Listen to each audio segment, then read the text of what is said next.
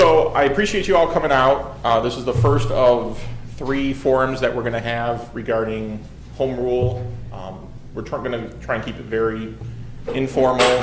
We'll address any questions, concerns that you have. You'll have the opportunity as you go here. I'm David Nabel. I'm the city administrator of Zion. For those that don't know me, we have Mayor Al Hill here as well.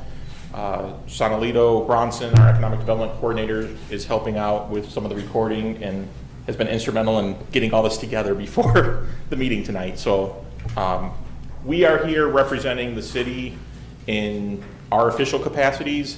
So we'll be providing factual information to you, answering questions. We will not be doing any advocacy for or against, just getting the facts to you and addressing your questions. Anyone else that's here, whether elected officials, employees, things of that nature, are here in their capacity as private citizens, just so we know whether there's a dividing line here on what we're going to be presenting versus what might come out of discussions as we go along. What I want to do is, the plan is to go through and just talk about what home rule is, what the advantages, disadvantages are, what it allows us to do, what we can't do, what we plan to do, and then, like I said, here's some questions. There's been a lot of talk on Facebook, there's been a lot of talk in the community, a lot of information and a lot of misinformation. So this forum is to address all of that. So I'm not going to go into a whole lot of specifics and bore you with all the constitutional sections and everything on what home rule is, but very briefly, we operate under what's called Dillon's rule, which I'm not going to go into what that is, but what that says is we only operate, the only authority we have to operate is what the state allows us to operate under. If they say we can do something, we can do it. If the Constitution or state laws say we can't, we can't. They dictate what power and what authority we have at the local level. So Springfield dictates what we can do. Home rule switches that around, and it says the control goes to the local level. So the local authorities, the local council, your elected officials have the authority to do what they need to do or what they feel is best for the community, unless the state law says otherwise. So it shifts that control to the local level for us to be able to, and as we'll talk about, taxes, authorities for crime-free housing, housing authority, a lot of different things as far as housing compliance, things of that nature. So that's the big picture on home rule. In a nutshell, what it means, 30,000 foot view. So I don't know if you want to go into kind of advantages, disadvantages. You want me to start talking about that? I want to talk about how we got here. Oh, okay. I just want to address fairly quickly and how the city council got to a position where we're even considering home rule, or we feel like we need to consider home rule. And there are 3 aspects primarily that as a council we've looked at and discussed when we decided whether we even want to put this on the ballot or not. The first one is housing. I guess I would ask anybody here, are you happy with our housing? Are you happy with what's happening with our landlords, how the property is being, the upkeep of the property?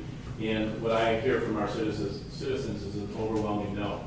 I'm told repeatedly that we have the power to do something about it as it is right now, but we have much less power than we would have if we were under home rule.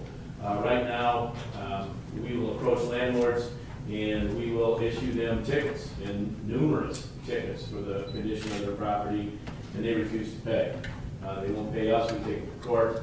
The courts insist that they have to pay the fine on behalf of the city, and they refuse to pay. And we can't go take the property, we can't do anything like that, and it's just much more difficult with the limited power of a non-home rule community on enforcing the ordinances on landlords. The other thing that we want to do is crime-free housing. We have adopted a nuisance abatement ordinance, and the nuisance abatement ordinance we had hoped was going to address some of the repeat offender locations that we have throughout the city. The best that we can do with the legal advice that we've received is that if we get 3 calls from the same location in a 6-month period, we can go in and fully occupancy permit. There are limits on what what are considered legitimate calls. If it's a domestic violence call, we're not gonna hold that against the person who's living there. So that's not one of them, but it's drugs, it's any violence, possession of guns or anything like that. If we get 3 calls within the 6-month period, we can go in and pull an occupancy permit. We have not had that.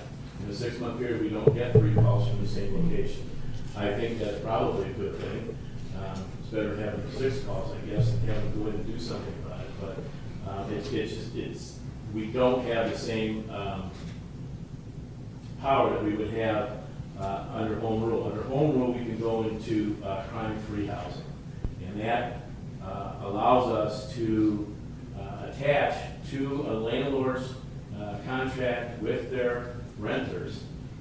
It allows us to attach things that they need to do and things that we will enforce against them if they are in non-compliance with the law from those locations. And it's much stricter than nuisance abatement. So we're talking about housing. We think it'll help us in housing. We think it'll help us in our fight against the crime and the violence that we're, especially right now, that we're witnessing in Zion. But the other issue is our finances. We have right now we have $1 million deficit on the city budget for this year, and I speak for the city council when I say we will balance the budget. We will balance the budget. There are 2 ways that we can do it. We can increase revenue, and or we can cut costs. And our position right now is that we think our best bet, considering the issues that we do have to deal with, is to try and increase costs. And the way that we would intend to do that, we've talked about this, is that we would look for an increase in the sales tax. Once your home rule, a city can increase the sales tax. Right now, sales tax in Zion is 7%. I believe Waukegan is 8%. I think Beach Park is 8%. I'm not sure on that, but many of the communities, Wadsworth is. Wadsworth is 8%. Many of the communities around us are higher than 7%. I understand Wisconsin is lower, I get that. But that would bring an additional $1.7 million to the city per year, is what our estimate is. Like I said, we have $1 million deficit. We're trying to look down the road a couple of years so that we're just not covering the deficit for 1 year, and then the following year it starts to eat up, and then the second year after that, or the third year after that, we have a $200,000 or $300,000 deficit. So we're looking at increasing the revenue through the sales tax. There's a list of, do we have that list of that Carrie Lynn, our attorney, brought with all the taxes that are out there? There's a list of taxes that are out there that we can increase. There's a list of 17 taxes that we can increase. This city council is not interested in doing it. Now, I know that people don't trust government. There is a distrust of government from the federal level to the local level, and there are a lot of good reasons for that mistrust. All I can tell you and ask you is to judge us by what we've done. And I don't think there's any reason to distrust this city council. We've tried to have everything out in the open.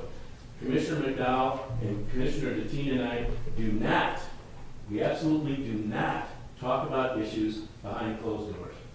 We have not done that in the 4 years, well, I've been on the council for 5 years. I won't do it.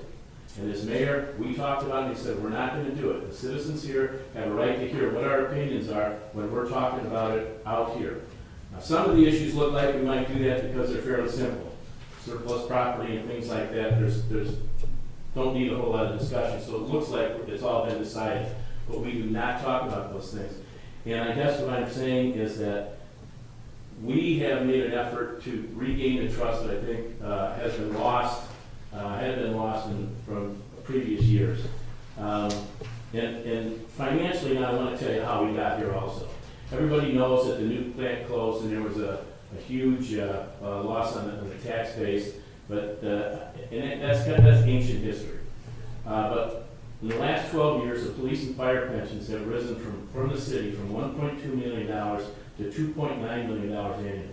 So that's a $1.7 million increase from 12 years ago that's hitting our budget every single year. There's nothing we can do about that. We do not control police and fire pensions.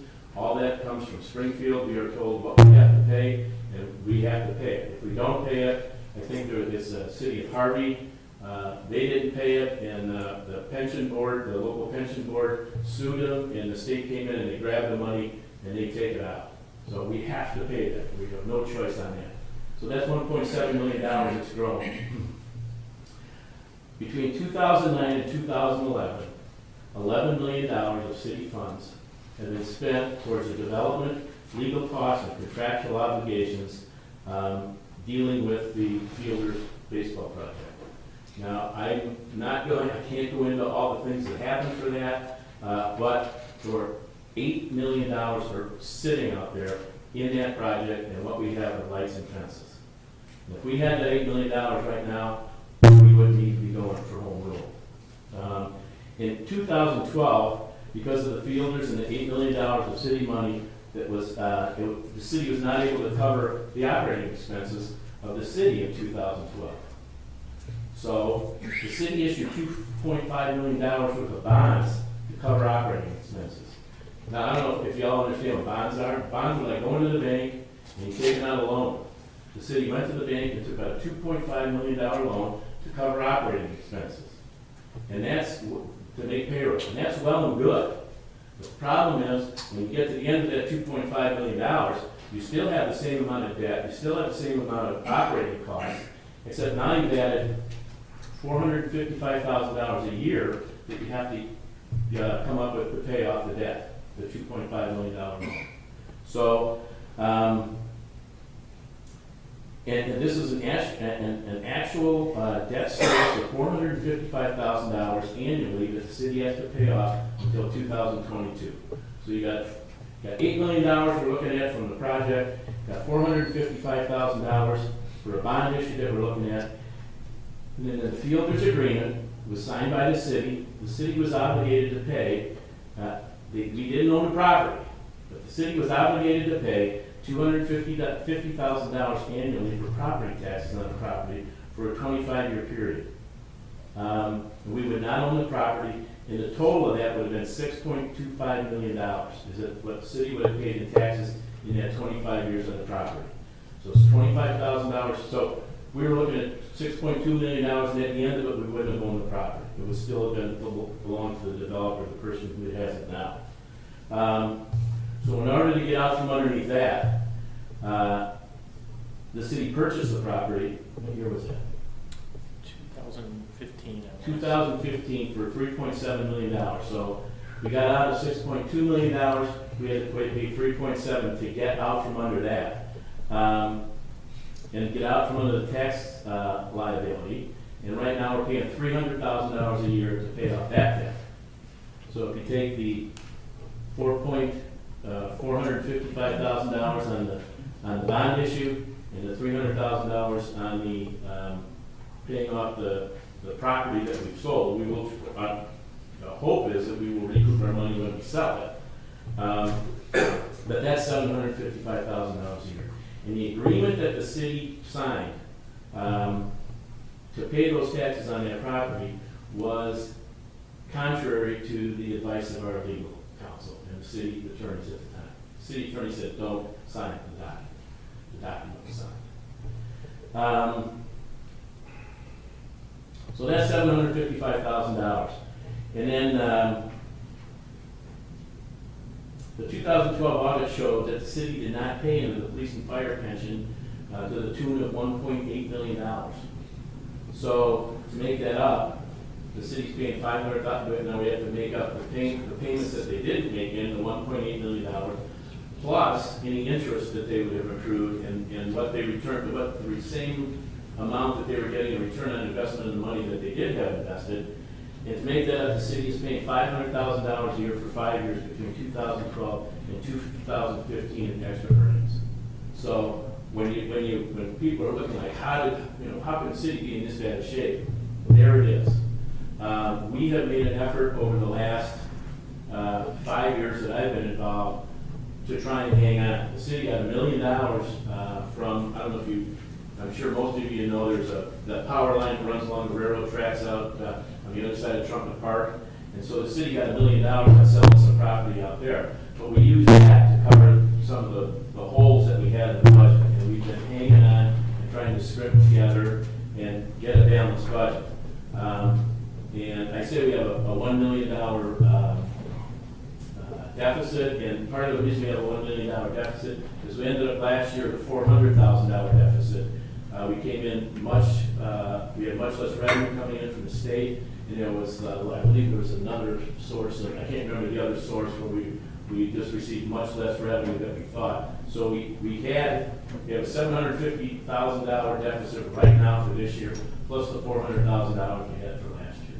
So that's how we got it. The combination of what we think we need to do with housing, what we think we need to do with crime-free housing, and what we need to do with our finances. We're kind of stuck here. And again, I've seen things on social media that says that we're trying to shove this down everybody's throats. We're not trying to shove this down anybody's throat. I'm just going to tell you that we are going to balance the budget. And come November 6th, we'll either do it with new revenue, or November 7th, there'll be cuts that will be extremely severe. And everything that we've done, and I am a proponent of this, I've been a proponent of this while I was at the Park District. When the city is spending money, or the Park District is spending money, the first priority is the citizens of our community. We have done everything we can to not impact the services that you see on a daily basis. We don't have a fancy city hall, we don't have huge equipment, we don't have anything fancy around here. What we're trying to do is get by on the minimum that we can and still provide the services that you deserve. And I was that way at the Park District. We did everything we could. All the money we tried to get back to the citizens and enhance the programs for their benefit. That's what we're trying to do here. I truly believe, and we have been cutting the budgets, and like I said, we've been trying to cut the budgets so that they had the least amount of impact on the citizens as possible, but we have no place else to go. And if anybody has any ideas and you want to come and look at our budget, sit down with David or myself. We'll be happy to explain everything down to the detail on where our numbers are. Some people have said that these are just lump sum numbers. They're not lump sum numbers. We just can't, we have a document this thick that we're trying to be presenting to people, and we can't do that. So that's how we got where we are. And the best opinion of our somewhat limited minds, I'll say, is that we need to, home rule is the best thing we can do for our community. So I'll end with that and how we got here. So one of the important things the mayor talked about is the distrust of people in government. And we see it federal down to local. And, a lot of you know Mayor Hill, a lot of you know me. Hopefully we have that trust, but just coming here and talking about this stuff, that stuff isn't easy to talk about. But we're transparent, we're presenting the information, we're trying to be as open as possible. There are many people that take advantage of coming in and talking to me, whether it's in person, email, Facebook, messaging, whatever. We try and be as transparent with that, but not all the information gets out there all the time. So you can only judge by actions. One of the big things that we've heard is property taxes. And we know. We see it out there, we hear it every day, we deal with it. A lot of people talk about we pay for property taxes in the roads, the roads, the crime, things of that nature. I think you have a graph in there showing where the property taxes go. We're dealing, if you're paying $6,000 in property taxes a year, about $800 of that goes to the city. That covers your streets, your plowing, patching, fire, police services, your code enforcement, general operations for $800 a year. I understand you're still paying $6,000 and that's painful. But all we can look at is what we have to work with that we collect on those taxes. That's all we have to work with. We don't get that stuff. I wish we got that $6,000. We could do fantastic things with that, but that's not enough to cover a $300,000 pavement or resurfacing on your block.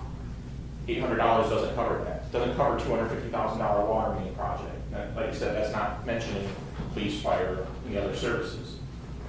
Another thing with taxes that you can look at is, in the past 5 years, we have not maxed our levy every year. We've been sensitive to property taxes.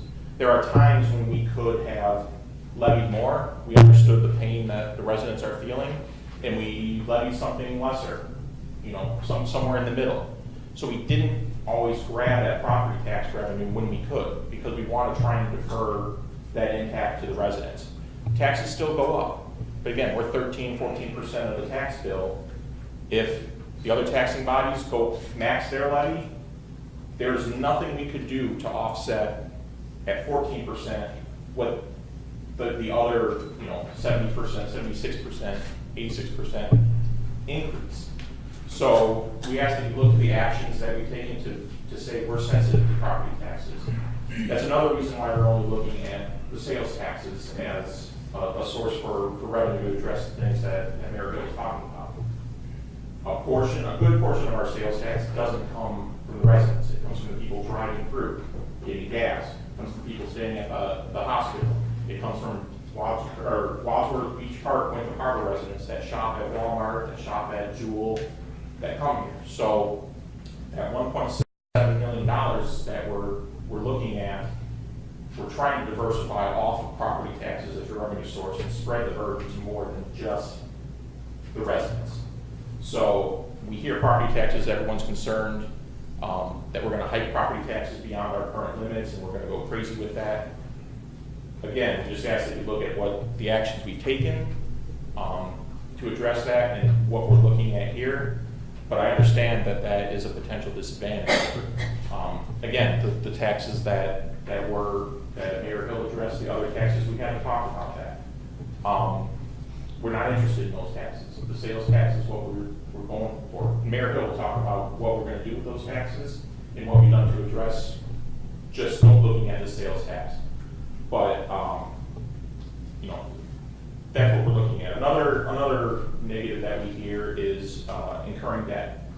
We have the ability to incur debt under home rule, and we hear that out there, and we're trying to address that as well. And again, Mayor Hill will address that in a second here, but one of the advantages to home rule is that you can refinance your debt for a longer period of time. We can't go beyond 40 years for debt, but if you think about it, if you have a 15-year mortgage, your payment's going to be a lot higher than if you have a 30-year mortgage. We only have authority to issue debt for certain periods of time depending on the source of revenue stream. So we're stuck with a higher payment up front. And if we can no longer afford that, there's no mechanism, no refinancing. We try and refinance whenever we can to get lower interest rates, take advantage of that stuff. But this allows us to issue debt up to 40 years. So we can refinance, spread out that payment, alleviate some of the stress. Again, not rely on those taxes, but reduce the debt service costs that Mayor Hill was talking about for the $400,000 operating bonds and the $3 million of bonds that get issued for the purchase of the ball field. If you can reduce that debt service annually, that's a cost expense that we're at. At prior council meetings, we've had some lengthy budget workshops talking about this deficit.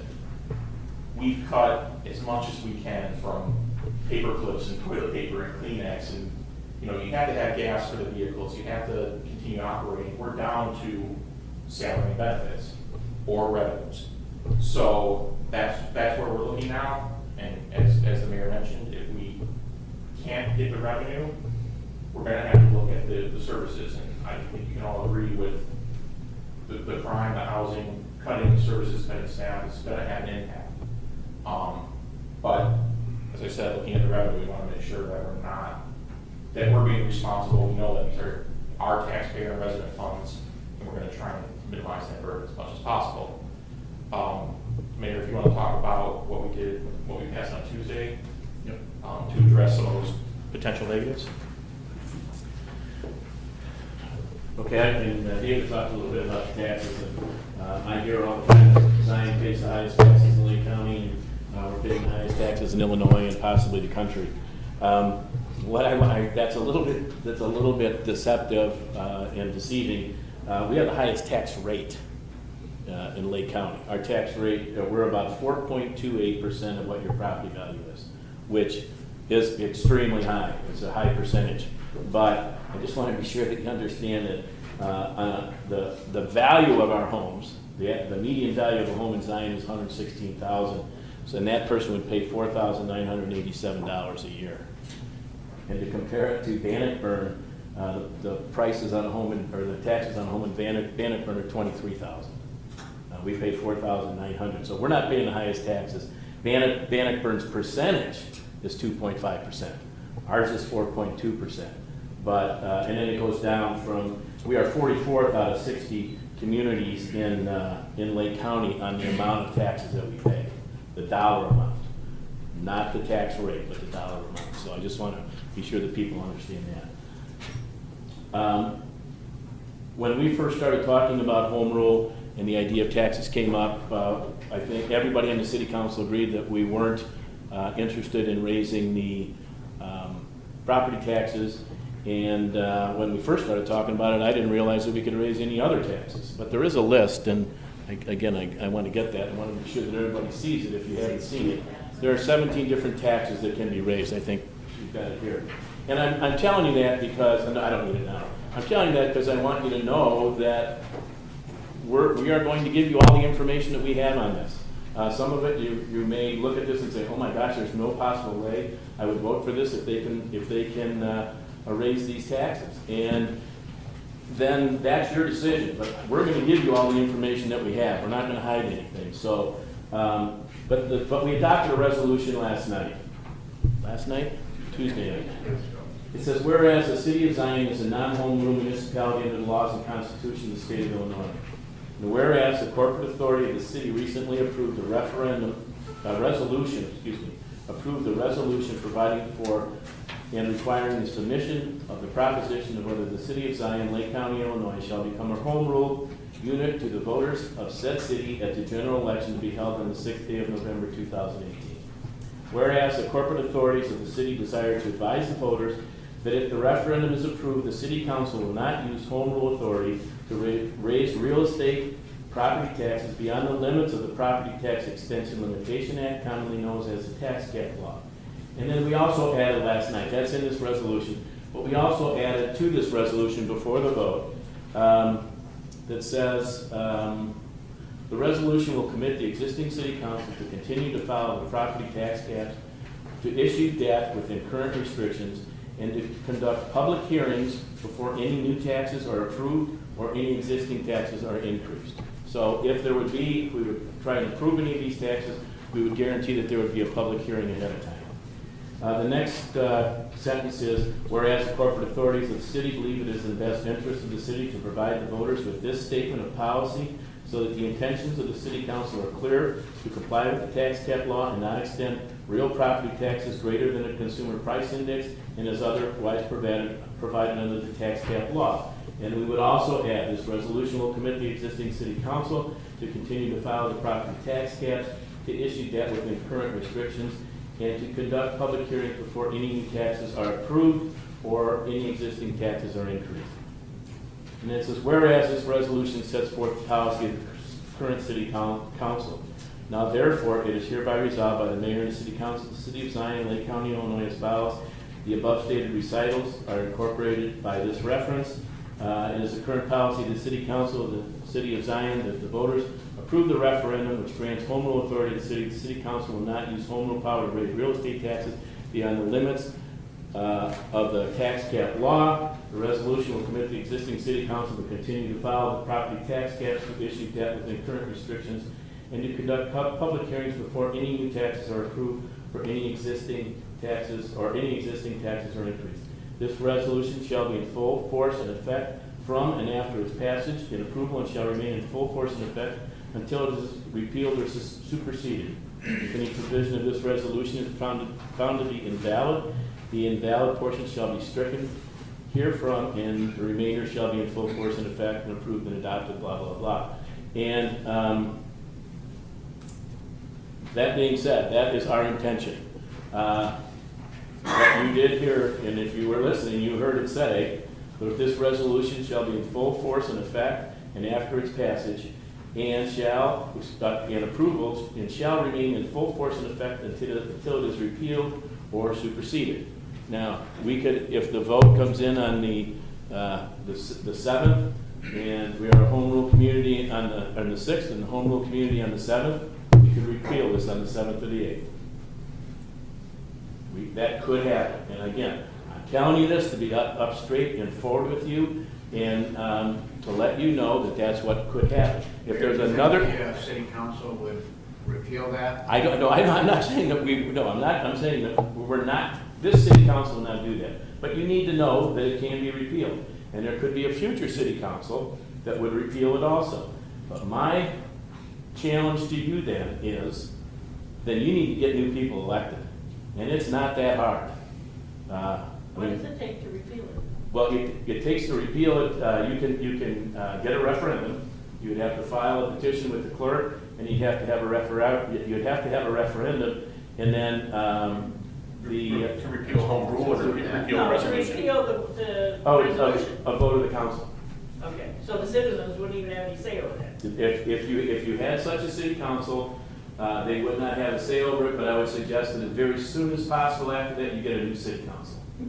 But it's a public meeting. I mean, Yes. if a city council decided to do that, it wouldn't be in closed session, it would be a public meeting, it would be on the agenda, and it would be a wrong decision. And I agree, and I guess I think Commissioner McDowell's probably freaking out because I'm telling you that we can repeal it so easily. But I think you need to know that, but I also think that you need to know that this city council, we have no intention of doing this. And I think you asked the question, the last time we were at the city council was, Al, you're not gonna be here. Exactly right. I'm not running for re-election. I've done one term, I'm done. There's gonna be a new mayor, and I say to you, then you need to be sure that the people that you put in office are the people that you think that you can trust the most. And I think there's one gentleman that's announced that he's running, and I trust him with my firstborn. But I can't speak to a city council that's down the road, and you just need to be aware that when you're voting for this or considering what you want to do with the home rule question. But I would again say that you can change it real fast. I mean, you can get a new city council, and it's not that hard to get somebody elected here. We've done it. It's if you can do that, but you can also do the process through the state and get a referendum. That is very complicated, and that's going to probably take a strong swell of citizens to say, we want to, you got to go around and get a petition signed, and then you have to push the referendum, which is a difficult thing to do, but it's not difficult to change the people that are sitting up here. Can I add something to that too? Sure. When we first started talking about this, I actually approached our legislators at the state level, because the power comes from the state, and I said, is there some way to get a home rule hybrid where you don't give us the taxing authority, just give us the authority for the crime-free housing, for the housing authority, for the compliance, code compliance, things of that. They said, there is no hybrid. There is no mechanism for that. It's all or nothing with the state. So they said, well, but you can adopt a resolution doing exactly this, basically making a promise to the public that we will not do this. All it can be is a promise. They can break that promise, but they have to do it very publicly. We said, can we get something that's more binding? People have said, this doesn't go far enough. This doesn't, we don't trust you. This doesn't go far enough. Legally, we cannot create something that's binding. Again, that's state law. If we could, we would. We have gone as far as we can legally to guarantee that we're taking this seriously, and we're trying to listen to that and be responsible for that. And there can only be one sentence on the ballot. And the sentence, I believe it's going to read something very close to, shall the city of Zion become a home rule community? That's all we can put on. We can't put on, and not raise property taxes, or not do this, or do this. That's the only thing that can be on there is that sentence. So that's that part of it. Dave, do you want to take, what else did you want to talk about? I can talk about what our plan is, if you want to do that now. Okay, we've talked about it as a council, and again, and I've kind of gone over these things. The first part of it on what we would do with our home rule authority. We address unwanted criminal activity in residential areas to provide a stronger response to specific issues related to crime-free housing to discourage the use of residential properties as havens for criminal activities and drug-related offenses, establish a crime-free housing ordinance, and we would like to create our own housing authority in cooperation with another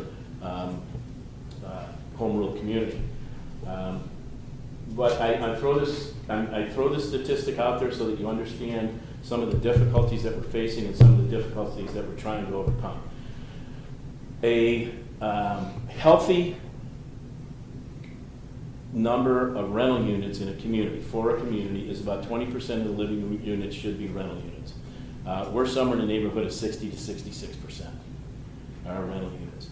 We have, outside of North Chicago and Waukegan, because they have their own housing authorities, we have 3.8% of the population of Lake County. We have 35% of the low-income Section 8 housing vouchers. We think that if we established our own housing authority, we would be able to do something that would affect both of those numbers. I am not, I want to be sure that everybody understands that I'm not blaming Section 8 housing for crime. I think there are a lot of very good, wonderful people that don't have a lot of money that live in our community. But there are a lot of, Less than. I was going to say knuckleheads, but I won't say that. There are a lot of people who live here that are taking advantage of Section 8 vouchers and that are causing trouble. I would also say that 98, 99% of the people in our community are great people. There's 1% or 2%, but when you take 1% or 2% of approximately 25,000 people, that's either 25 or 250 people that are not getting with the system, or 500. That's a lot, and that's what we're trying to deal with. So we're looking at housing and crime. And then the second one is an additional revenue source, an additional 1% tax increase is established to generate an additional $1.7 million in non-property tax revenue. What would we use it for? We would eliminate our current deficit. And understand that if things stay the same, we're going to balance the budget when we do. But we become current on state-mandated pension obligations. We are right now. I don't mean to pick on the police and fire, but right now, the state obligation that we are required to pay to the state, the average pension payment that we make per year per fireman is $43,000 a year. The average pension payment that we make per policeman per year is $31,000. Now, most of the people that work here at City Hall and most of the people that are working Public Works are under the Illinois Municipal Retirement Fund, and we pay about $8,000 to $9,000 per year for their pensions. But these are state mandates that we have, and it's an obligation that we have, and we will use the money to pay down our current deficit, and that's part of our current deficit. If we can pay that down, we can pay some of these bond issues down. That will free up more money from general taxes that we can put back into the streets and police and all the things that we need to do to run the city. We'll implement road and infrastructure projects. Need some water. Infrastructure projects to address aging roads and sidewalks, and we will hire more police officers. Per state statute, the sales tax increase cannot be applied to the following. Sales tax, if we would increase the sales tax, it would not apply to tangible personal property such as boats, motor vehicles, snowmobiles, that is titled or registered with an agency in the Illinois state government. It does not apply to groceries. It would apply to alcoholic beverages, soft drinks, and food prepared for immediate consumption. So it would apply to a restaurant. I'm not sure how it goes for if somebody's got a sandwich in the deli that's wrapped up, I don't know if that would apply to that, but it doesn't apply to groceries, and it would not apply to prescription and non-prescription medicine, drugs, medical appliances and insulin, urine testing materials, syringes and needles used for diabetics. None of those things would be see the added 1% sales tax. So that's what we intend to do with the sales tax, if we would be fortunate enough to have the citizens agree that we can go home rule. Again, if not, we will have a plan in place, and that plan will go into effect November 7th.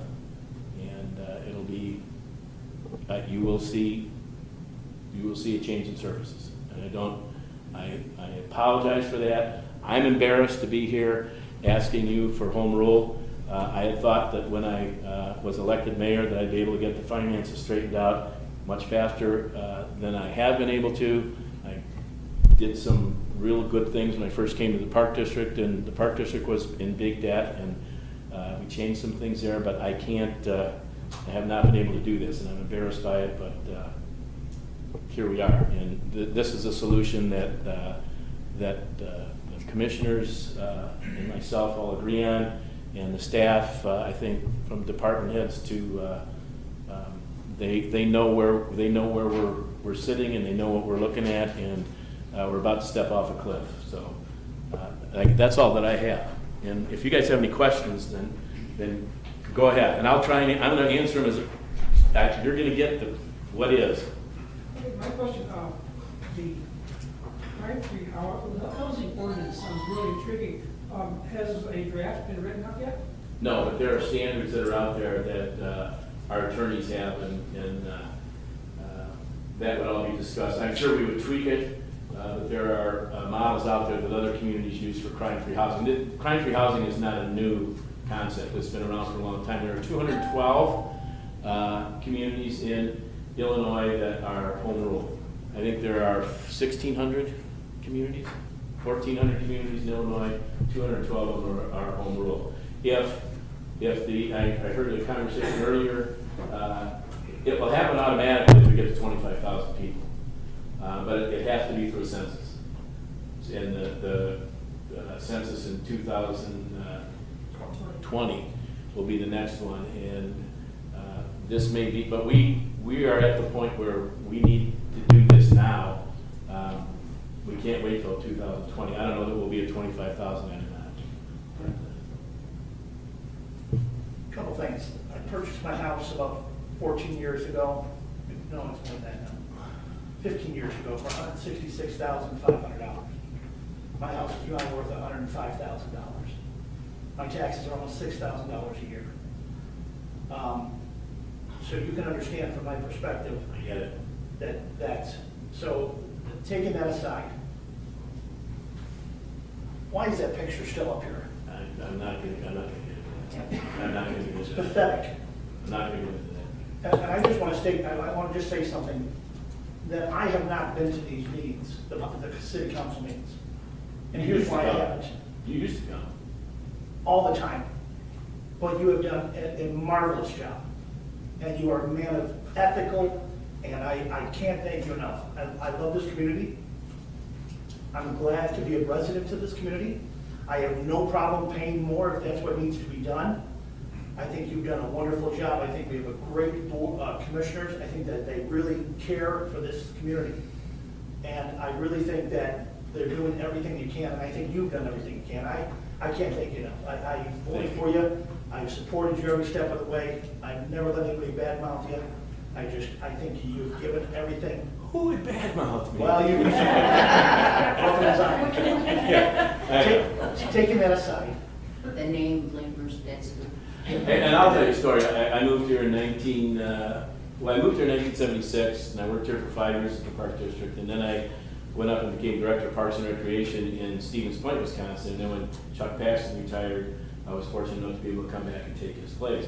And when I came back and took his place, we bought our house for $116,000, and I was paying $1,200 a year in taxes. My wife and I got divorced 11 or 12 years ago in 2004. I bought her out in 2006. I paid her $225,000 for the house in 2006. Now my house is worth about $130,000, and I'm paying close to $6,000 in tax. So I get, and we have since we remarried 2 years ago. So with the same woman. Did She's you kinda- really want to get? No, she well, she's gonna. We throw it up, but it's all thrown together. Yeah, I'll get some of it back, but yes. So, a couple of options. Have we, North Chicago, a while back, when Forestall, the village of Forestall, they stepped in and just took over properties and kind of redesigned things and reevaluated things and really just took over whole neighborhoods. And just kind of, I don't know how they did it or what the rules were, but they went back in and said, hey, this is, there's crime, there's been these things that are going on.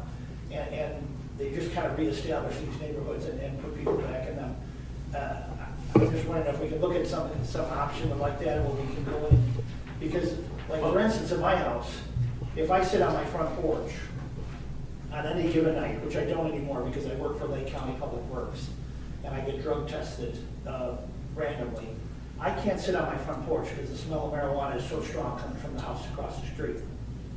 And less than a block and a half down, I have people that literally come into my garage and while I'm working on the car and say, hey, listen, can I get some money, can I get some food? And I have a driveway that's probably 200 feet. So for you to come that far into my property, I mean, the boundaries and everything are so out of whack right now. And so with the home rule, I think if you can establish some of these criteria to say, hey, listen, crime, ownership, all these different things. And I know the couple of houses that I've dealt with where people are doing things they're not, are under the Lake County Housing Authority. It's hard, it's And very, very difficult to. The only way you can get to the Lake County Housing Authority is you go to the board meetings, the Lake County Board, and you embarrass them. We've been here. Yeah, and sometimes that's what it takes, but I'm just thinking, is there ways that we can think outside the box? If you go back a number of years, I believe it was under Mayor McCullough, there was a referendum passed that said that we would add this much to your property tax bill for a 2-year period, and they tore down the housing projects on 24th and 24th. And here's the 23rd, 24th in Hebron, I Yeah. think, maybe 24th in Hebron. It was very expensive. We had talked about going to referendum and for the same purpose on the 2100 block of Hebron, 2200 block of Galilee, and some of those areas over there that are, I would say they're not well kept. But at that time, and it may have been just bad judgment on our part, we thought there's no way we're gonna get a referendum passed because people are not gonna vote to increase their property taxes. Now, maybe that's something that would be revisited in a year or two or whatever, but we at that point said, I don't even think we can bring it up. We just don't think it's gonna happen. There was the Attorney General, Sessions, was in Waukegan yesterday, and he was talking about crime in Chicago, and there was discussion about the amount of crime that's happening in Zion and the Lake County Gang Unit and Lake County Sheriffs and are joining a cooperative effort with the Zion Police to move into Zion and make some changes here. Now, we'll get criticized for that, but as far as I'm concerned, I think that's absolutely wonderful. But we outnumber them, and that's where we have to stand. Yes, we do, and we have, Yeah, we outnumbered them. and again, This is our town before they came, and we need to stand up for that. I agree. I agree. And what we're trying to do here is part of that. Whether, I don't know that we'll be able to overcome the cynicism that I think not everybody in our country, but a lot of people in our country have towards government. And But it makes it's it at every sound like level. we're vigilantes too, when we say that we don't want the crime, we don't want the riffraff, we don't want the troublemakers. It makes us look like that we're vigilantes. Well, I'll take the vigilante, I don't care. I just happen to believe that I said this when I was running for election, when these bad guys want to come to Zion, they want to get off the train, We just need to have somebody there telling them to keep on going. And I don't care where you go, but we don't want you here. I've lost that battle. I haven't lost the battle, I'm losing that battle because they are coming here. When they tore down Marion Jones Housing Authority, there were some bad guys came from Cabrini Green, and then when they tore down Marion Jones, some bad guys came up here, and we have to deal with them. And our resources are limited right now because of all the things that I mentioned. Our resources are just limited. And this is our attempt and our solution to try and get some resources back where we can level the playing field with it. If I could just add to that. I mean, some of the things we're talking about is just having teeth to be able to enforce a lot of things that we see out there. Why can't the city do this? Why can't the city do that? People think the city can just go in, kick in doors, do whatever we want, change things. We're very limited in what we have the authority to do and what we have the authority to enforce. It's very difficult, especially on social media, to see, well, the city isn't doing this, why should we go home rule? And go, that's exactly why we want to go home rule. That will allow us authority to do a lot of the things that are being asked of us to do. I mean, the commissioners, especially when he first came on, how many times have we heard from the attorneys, it'd be great if you could do that, but you're not home rule. I mean, that's become kind of a mantra around here, because we want to try and do something. We want to try and enforce these things, but we're very limited policies and procedures. I basically say we're being asked to hammer in a nail with a screwdriver. We need more tools in the toolbox to be able to get the job done. And that's what we're trying to do with this. And as Mayor Hill said, it's just, it takes trust from the community, and we're asking for that trust. And I'll go one step. We're asking that it takes trust in the community. We're asking for that trust, but it also takes determination on your part that if the council decides not to do it, that you're going to hold them responsible. It's up to you too. It's not, we'll do our part, but when we're no longer here, then it's up to you to do your part. And be sure that you get good people in here, and then hold their feet to the fire. Go ahead, sir. Again, like everybody else, moved here, I came back from overseas back in 34 years ago. And I've seen the changes come and go. And like you said, this commitment, not binding, next meeting 2 weeks from now, you call a special meeting, let's go out. The whole issue here is, do we trust you? That's right. That's the flat, you can do. Crank out reams of paper, doesn't mean a damn thing. It's just whether we trust you to keep your word, to do the best you can. For me, I trust you. And on that note, that's it. I think you will do the best. Thank you. And I tell you, and not just on this issue, on any other issue, you hold our feet to the fire. There's some things we can't do, but if hold our feet to the fire. My question is about, in the housing, what is it going to allow you to do with all these empty buildings that we have, the absentee landlords, that everything's, we've got so much sitting there. Well, And I don't understand a whole lot of it. I don't know how many of those we're getting any tax money for, but I know that there's a bunch of them. There's just a big drain on the city. And just problems. I mean, it adds to our police force, it adds to our fire when they have to go check places out that somebody's been camping in and stuff. Is home rule going to let it fix into that? It will let us grab those properties faster. We have it's a process that you have to go through. These are owned by banks. They're owned by. What happened after the housing crisis is that the real estate market, they bundled homes again, just like they did before the crash. They bundled homes, and they had a bank or Wells Fargo where somebody would buy, or a rental management company would buy 1,500 homes. They wouldn't even know where they are. But a couple of them be in Lake Forest, a couple of them be in Vernon Hills, a couple of them be in Scarsdale, New York, some would be in Ventura, California. 7 of them would be in Zion. They look at this and they go, we're not even going to mess with the 7 in Zion. We're not going to make money on it. We can make money on the one in Scarsdale and Lake Forest because there's upscale communities. And so they let them sit. Well, we go after them and Do they pay taxes on them? they pay partial taxes. Yeah, like- Right, and then what happens is that they will not pay taxes. The house will go up for, Auction. no, not auction, it goes up for tax sale. And somebody will come in and bid a low price on the, or from their company will bid a low price on the tax sale and Stay out from under. keep the house. And not do anything for another 3 years. It's, and they have so many, there's so many legal hurdles to go in and grab. We're grabbing and tearing down about 7 or 8 a year, because then we have to pay to tear them down. And that's $20,000, $30,000 every time we do that, because there's asbestos in them and all those things. So we're limited in what we can do to go in and grab those. So, but the home rule allows to grab faster.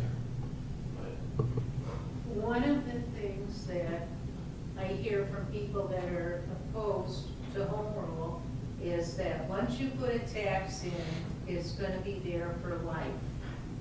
And the concern is, if you have the 1% sales tax, you get your $1.7 million or whatever, you end up breaking even.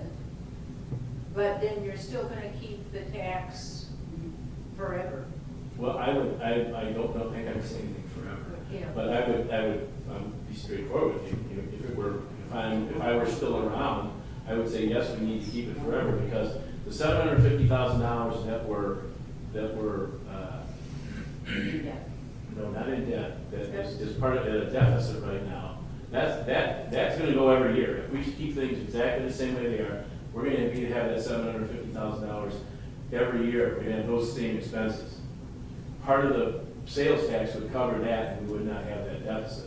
There would be approximately an extra $1 million that we would keep to do some of the projects that I've listed here. But the price of gas is gonna go up, the price of tires are gonna go up, the price of fire equipment's gonna go up, and we're gonna have to keep increasing our expenses on those. So, yeah, I would say that 1% sales tax is probably gonna be around for a long time. There are a couple things that are in the hopper that I've been trying to, and again, I'm gonna go into a rambling thing here, but if this is gonna, it blew my mind when I really figured it out. The addition to the hospital, this huge addition, it was an $85 million addition to the hospital. $35 million of it was real property. The taxes get collected on, okay? And the other $50 million was personal property, the beds, the machines, all the stuff that's in the hospital. So we have a $35 million addition to our community. Now, the hospital's tax, its equalized assessed valuation is 1/3 of that. So let's say it's $12 million is now what we collect taxes on in the city. So our tax rate let's say it's 20%. So it's $12 million, so we collect $2.4 million a year from the hospital for all the taxing bodies in the city of Zion, in the high school and grade school. So where was I? $2.4 million. We get 13%. They've taken So, over two. wait a minute. So we get $300,000 a year from that. $35 million expansion in our community, and the city gets $300,000 a year. I'm like, what? That's all we get? So when people are, and I'm not ridiculing anybody, but when people are biting me about getting somebody in the Dairy Queen or bringing a new business into here, we're going to collect $250 from in taxes. So my goal has been to concentrate on a couple of home runs. One of them is the spent fuel rods down here. We think that we should be compensated for those spent fuel rods. That was not part of the deal when they built that thing down there, that we were going to have fuel rods on that property forever. Our feeling is it's 247 acres of lakefront property. You can do a lot of development on 247 acres of lakefront property on Lake Michigan. And we can't do that because those spent fuel rods are there. And we will never be able to do it as long as the spent fuel rods are there. So we're losing a lot of money. And it's the federal government's fault. They had promised that they would have a repository for the spent fuel rods. They were supposed to go to Yucca Mountain. The funding for Yucca Mountain was cut in 2009. There's no plan to take them anywhere right now. And you can't trust the federal government? Well, wait a minute, but our feeling is that there was a law, it was the, what's the name of it? Nuclear Waste Policy. Nuclear Waste Policy Act of 1982, talked about Yucca Mountain, and it talked about stranded fuel and, I'm losing my train of thought. No, it talked about stranded fuel, and if you're temporary, your interim storage facilities, thank you very much. And there was supposed to be one in Mexico, or New Mexico, and there's supposed to be one in Texas. Well, they never did. So we are an interim storage facility. And they said in that law that if you're an interim storage facility, you should get $15 per kilogram of spent fuel that you're storing. It's 1 million kilograms, that's 2.2 million pounds of spent fuel down there per year, is what this said. So we grabbed that law, we contacted Congressman Snyder, and we're making a little bit of progress, just a little bit. But the federal government has recognized in the language on a bill that is waiting for the president's signature that says these facilities are interim storage facilities. It doesn't say we're going to get $15 million. It says it's supposed to go to the Appropriations Committee to fund a study on what's available to communities. But that's one of 4 parts of the bill. The bill is, the first one is the biggest one to me, is $15 million annually for a 7-year period. And I think it will be extended after that. The second one is the study. The third is tax credits for first-time home buyers in Zion, because our position is that we lost a lot of homes here when they closed it. People moved out of town. That's another reason why there's the housing values went down. There's empty businesses and residences. And the other one is tax credits for businesses that come into town or expand in our town. So that's a home run. If we can get that one, that could be a home run. The other one was, it's the, I don't know if you're aware of this, but we have a possibility, there's a lawsuit regarding the license. And I think that the license was illegally awarded to somebody else, and not the people that applied for the Zion site for medical marijuana cultivation center. And it was important when it happened, and it's been turned down, and there's supposed to be a decision in October, but I've been telling the city council members for a year that there's going to be it just keeps getting postponed, but I think it's about over. And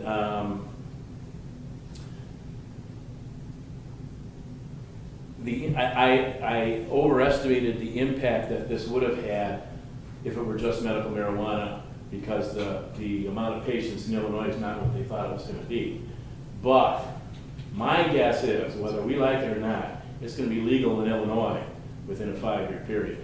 And with the cancer And hospital. if they're here and they are awarded this, it could be millions of dollars a year. To get back to your question, if either one of those two hits, I think you could drop the sales tax, because there would be more than enough money to cover it. That's the kind of thing that I've been trying to chase after.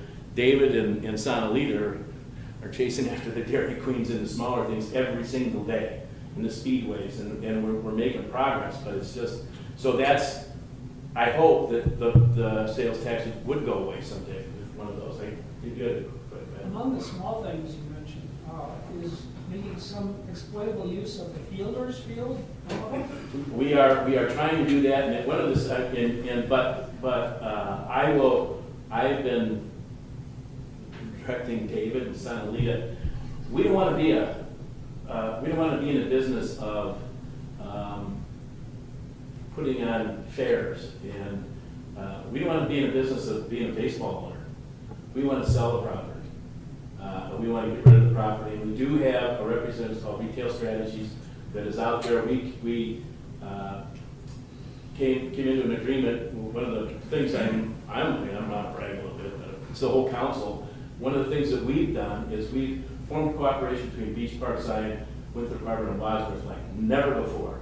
And the 4 of us have hired Retail Strategies, and rather than having somebody out trying to get retail businesses in Zion, and somebody else trying to get them in Winthrop Harbor, and somebody else trying to get them in Beach Park, this group is presenting the whole community as a group with a population of 50,000 that is ripe for retail development, and they are searching for that now. They're trying to do something there. They were the ones that, the Dunes Theater property will be, is that public now? Yeah, they're doing their due diligence on it. Is that public? I don't know what it is. Yeah. Okay, Speedway is gonna come in down there, and there'll be significant sales tax revenue from Speedway. So they found Speedway, brought it in, looked at it. So we're trying to do this with all three of these communities, and, yeah, but we want to get, $3.7 million. I mean, we'll get rid of that debt payment.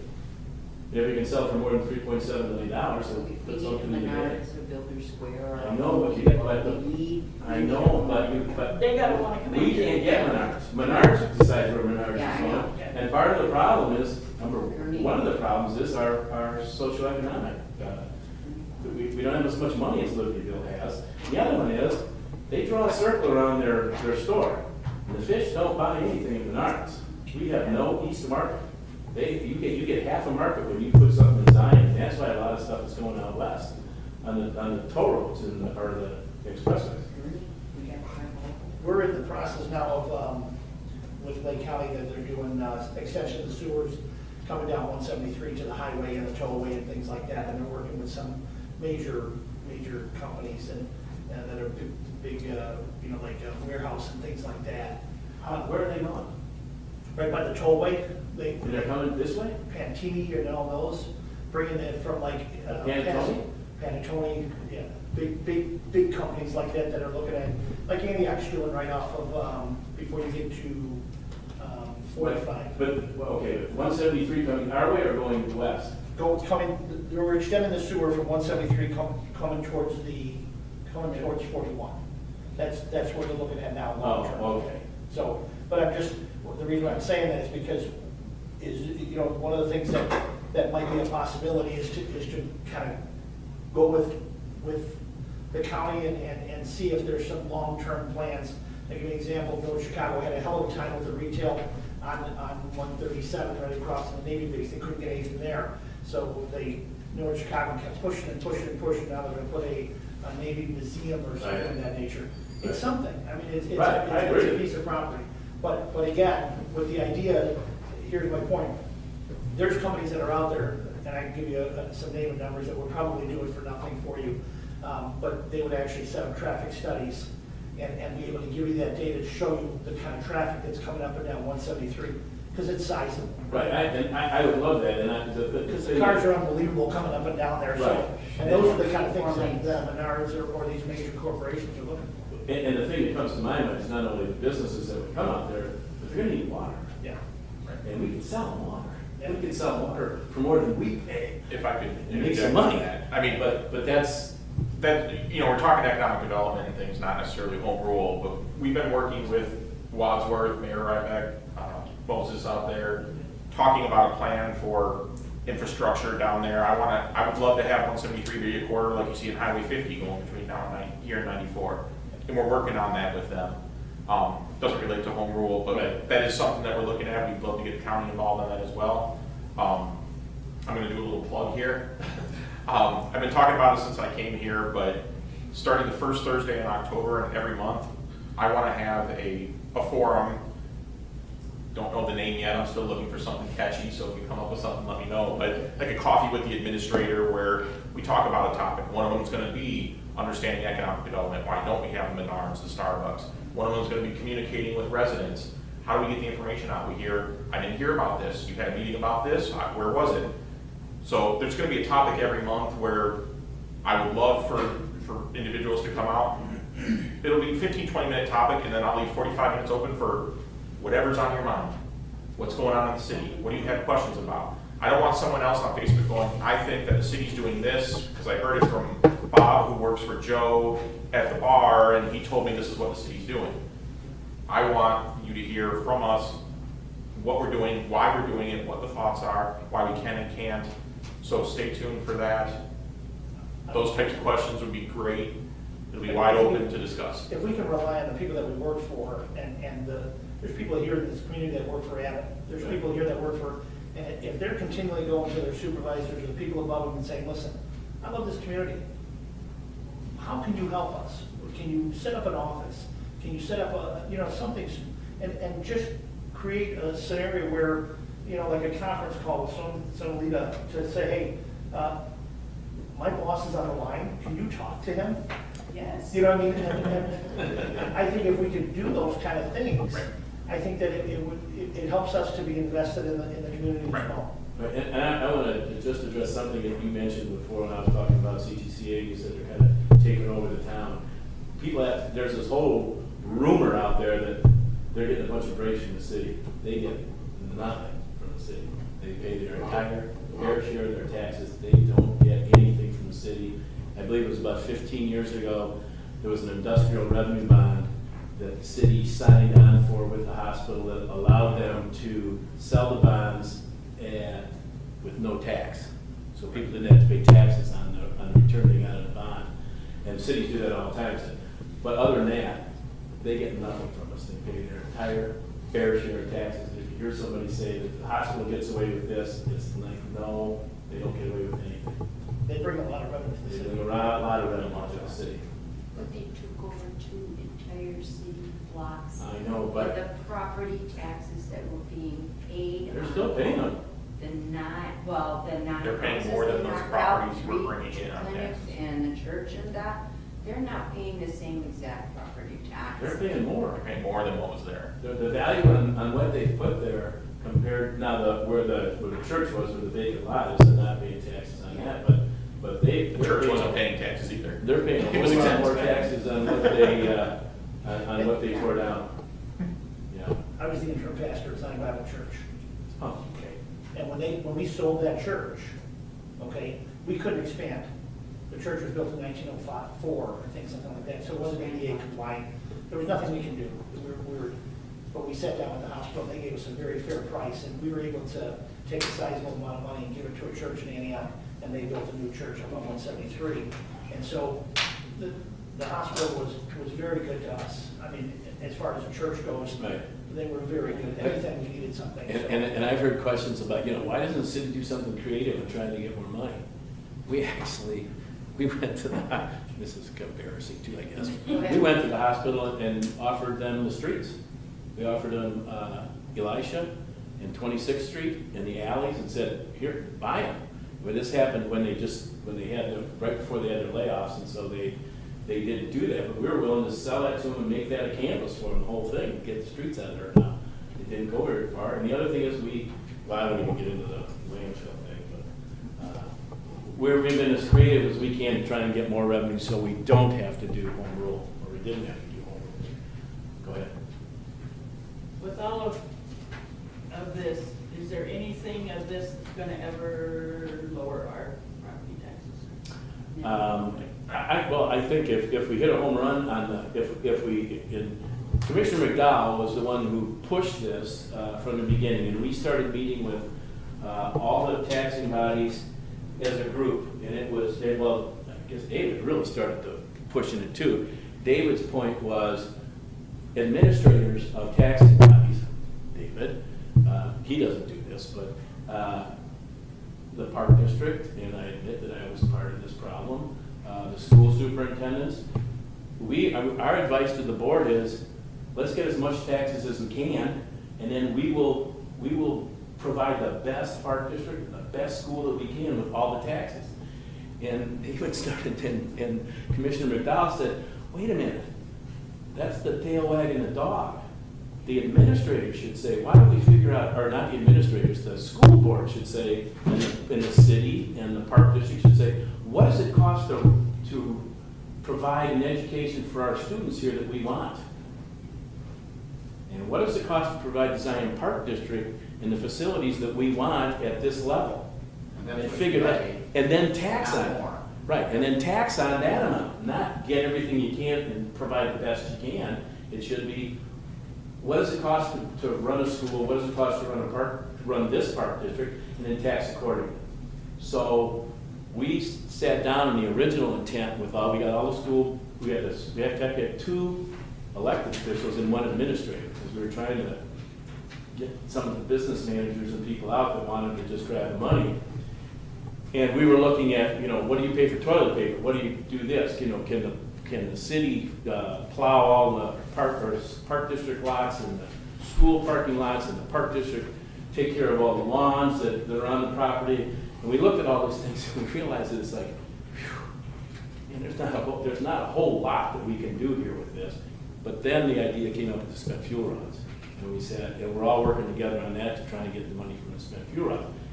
And the intent of that whole thing is that any savings or any money that we get is going to be used to lower taxes. It's not going to be to build a bigger library or build a bigger school or build a swimming pool. It's going to be to lower taxes. Now, again, I'm going to point to you guys. That's and say- our commitment. Yeah, that's our The commitment. school's commitment, that's Right. the question. And I'm gonna point to all of you and say, if we get that money, you better be at those school board meetings. Because that's 92%, 71% of that money. And if it's $15 million a year, that's $10 million is gonna go to the schools. And if you can have that $10 million, taken off your tax bill, but it's up to you to be there and say, this is what we want. We don't want a new artificial turf on the football field. We don't want, I don't know. $20 million theater. Yeah, yeah. To further expand on answering your question, Mary Lou, right now, the only revenue source we have control over, I mean, everything that comes in as sales tax, that's set at the state level, the 1% we currently have, income tax, replacement taxes, all that stuff, we get what we're told our share is. Property tax is the only thing we have control over from a revenue source.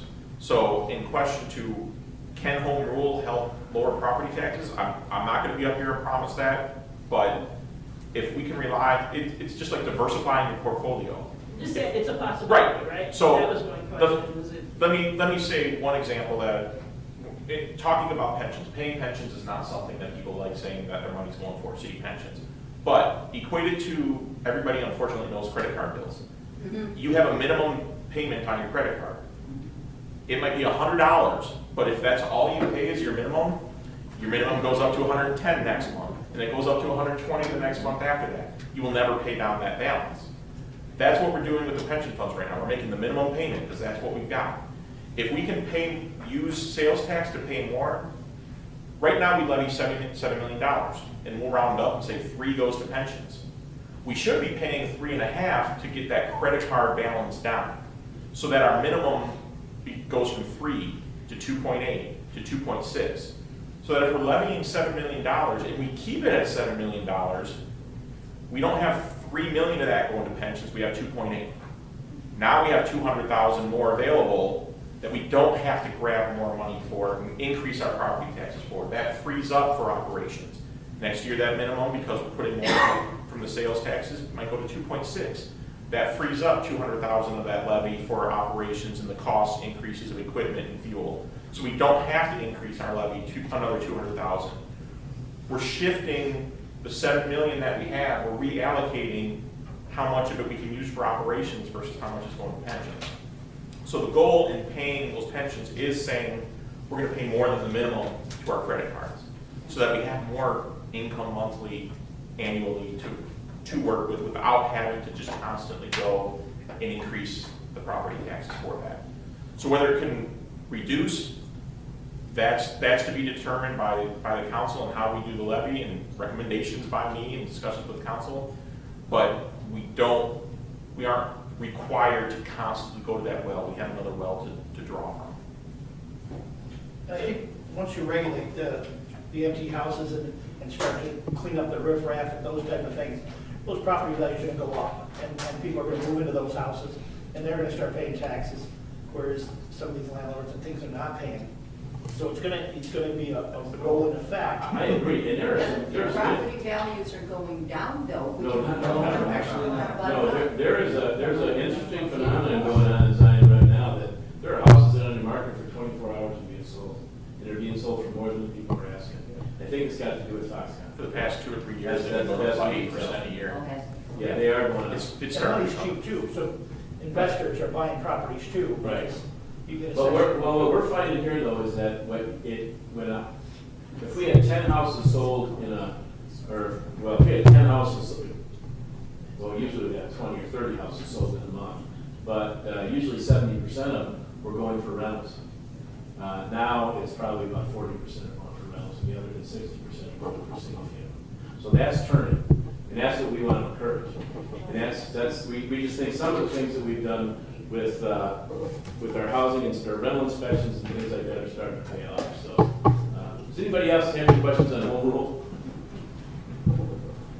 Thank you for. I had- Mayor. Go ahead.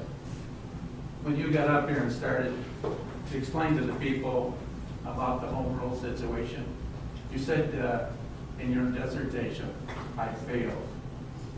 You haven't failed. You walked into an issue that has already existed for some period of time. With David Nable's help and the rest of the council, you've been able to work through a heck of a lot of stuff. That's unbelievable. You've been a great leader, but the good example of that is you're going to quit. And the thing that people should recognize, you can say, okay, Dave, you worry about the finances, I'm off to Florida, and forget about all this stuff. And yet you're here tonight making this presentation.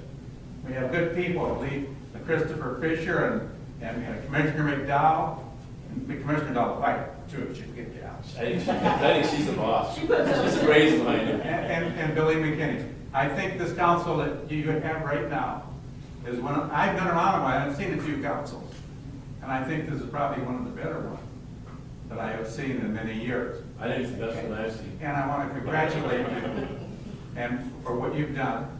I haven't always agreed with you, but I love you, and I think you have a sincere desire to see the city move forward. And that is proved by what you're doing tonight. Thank you. I agree. Thanks, Mike. Go ahead. The thought occurred to me earlier and I didn't get to do it. Can you sort of just bottom line for us, if we didn't change anything from the status quo right now, if you could balance the budget and we don't go home rule, what is the ultimate outcome for our city? We are going to balance the budget. I understand that. No, but if we, And- if we No, I don't understand that, but if go you home rule, couldn't- what is If we that? don't go home rule, we will have to balance the budget. The only thing left is personnel. That's not my question. That is the answer. No, I understand that, but it's not my question. No, but my question is, I mean, is there such a thing as the city goes bankrupt or somebody takes it over? Do you understand what I'm asking? No, David? we don't want to do that. Okay. We do not want to. No, I know that. Right. What happens in that case is you basically, there's no mechanism for bankruptcy in Illinois. Okay. So you go into what's basically a receivership where you become a ward of the state. The state comes and takes over. And then you'll see your taxes rise. And they will do whatever they have to make the Well, balance, they the will budget balance. totally put in home rule. With no permission. The No, state no, doesn't they will- need to they put will- in The home state rule. doesn't have to put in home. They rule. put in whatever they want. And they have the authority to run, they will run the city as they see fit. And if they say we need to raise your, we need to double your taxes, they can double. I'm not suggesting that they would double them. Right. But if that's what they said that they wanted to do, they could do that. But that's the only mechanism. That's the only mechanism. The state would come over and take But over. see, city. now I understand that you're adamant that if you're going to balance it, and I have trusted you for plenty of years, and I know that you're going to do your best to do what you say, and I totally trust this council. Yeah, and this, I just say, this is the Yeah. council. They're committed to I totally this trust also. this council, it's just, that is a possibility down the road for a town who didn't address the problems, is what I meant, that was Yeah, my the state would question. come over, I think you've seen it in a couple of school districts, they've come in and taken over in Round Lake and a couple of other places. And they immediately raise taxes so that they can keep operating. But, any other questions? Thank you for coming. Oh, one more thing. If any of you think that you might be in favor of this, home rule, would you let Sonalita know? And if you would be willing to put up a sign that says, I support home rule or home rule yes, we will get a sign to your yard as soon as we get it printed. Which it only takes a couple days, so. Which the city will not pay. No, yeah, that's right. The city is not paying, but the city, there will not be. Where did that money come from? There will not be, not a dime of city money will go for promoting For advocacy. For advocacy of home rule. We can spend money for paper and stuff like this for meetings where we're just giving information. But for signs and things like that, not a dime of city money will be spent on it. It cannot be spent on it. And but I can make my own donations to a group that is promoting home rule. So that's where they'll come from. Explain that. Have the county sheriff here tomorrow knocking on my door. If you start to step in the mud, David's gonna put. Yeah, I think he will. Look at it. So let's not let you know if you Thank you, think that you might like a sign. Thank you for coming. We have 2 more meetings as well. That's October 15th and October 27th. What's your name? Want to hear it all again? Yeah,